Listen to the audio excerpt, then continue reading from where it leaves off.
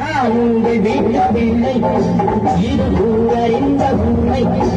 நான் செல்லுகின்ற பாதை பேரறிஞ காட்டும் பாதை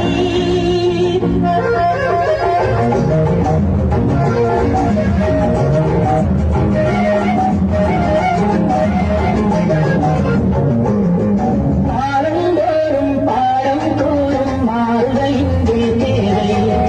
ஏழை எளியோர் துயரம் போக்கும் எங்கள்